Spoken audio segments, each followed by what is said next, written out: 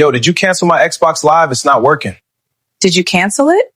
No, it was working fine yesterday. I haven't touched it. All right. I stopped on a Wednesday, 6:52 in the morning. I was folding Trey's laundry, his third load that week, when he walked past the bedroom door without looking up and said, "Yo, did you cancel my Xbox Live? It's not working. Not good morning. Not thank you. Not even my name. Just did you cancel it?" I set his shirt down slowly. My hands were still warm from the dryer. I walked to the window and looked out at the driveway. Both cars.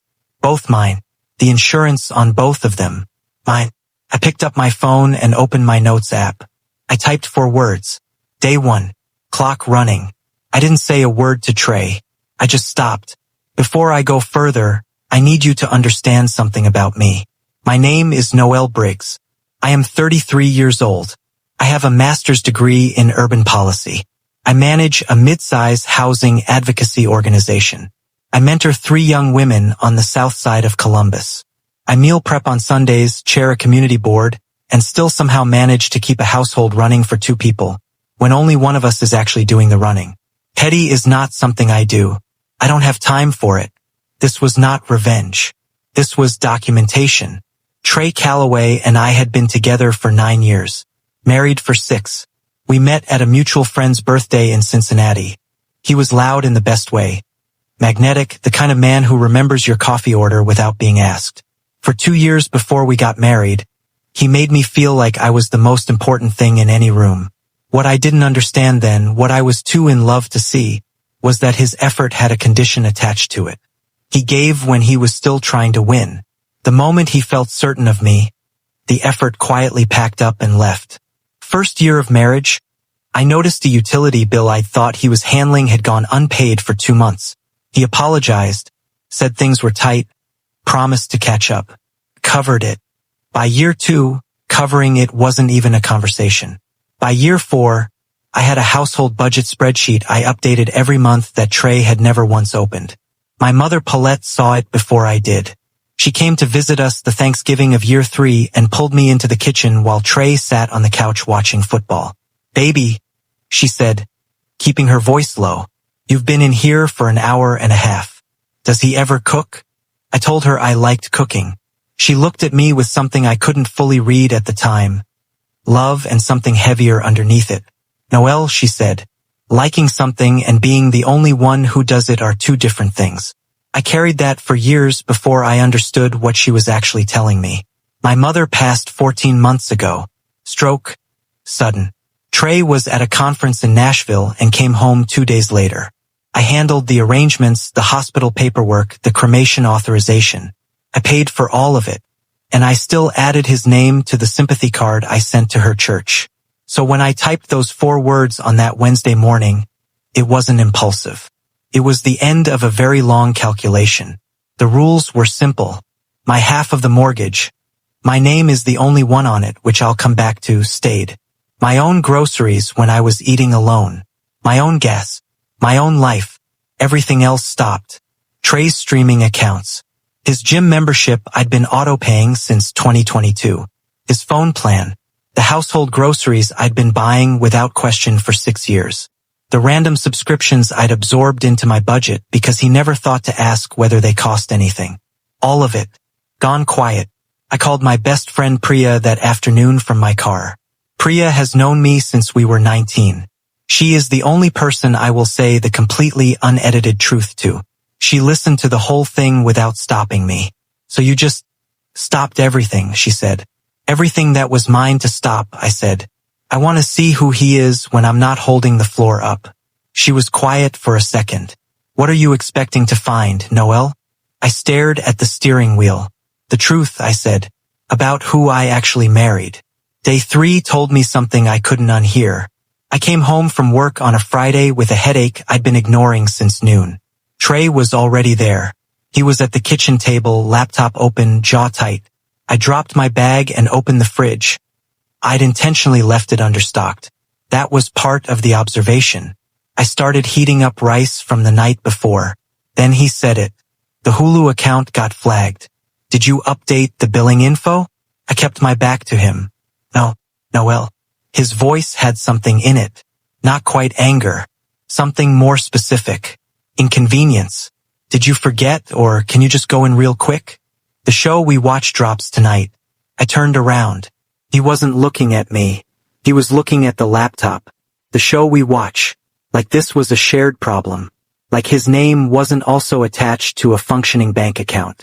Like can you just go in real quick was a sentence that made any kind of sense. I said, I think your card is fine, Trey. And I walked to the bedroom. Behind me I heard him exhale hard. Not quite a curse, but close. That sound told me more than 6 years had. By day 7, the shape of our marriage was becoming visible in a way it never had before. The strange what you see when you stop smoothing everything over. Trey moved through the house like a man who had always assumed certain things would be handled, and was only now discovering that handled had a person attached to it. He ran out of his protein powder on day 6. I'd normally have caught it on the grocery run and added it without mentioning it. This time I didn't. He stood in front of the cabinet, opened it, stared into it for a full 30 seconds. Then he closed it without saying anything. On day 8, his coworker Malik came by. Malik is one of those men who watches more than he talks. He'd been Trey's friend for years, and I'd always read his quietness around me as mild suspicion. Like he'd decided something about me before we were ever properly introduced. I was wrong about what he'd decided. He walked in, looked around the kitchen, half-stocked, no snacks out, no atmosphere of someone quietly running the household, and then looked at Trey. You been cooking? He asked. Trey laughed in a way that had no confidence in it. Noelle usually handles the kitchen stuff. Malik looked at me, something careful in his eyes.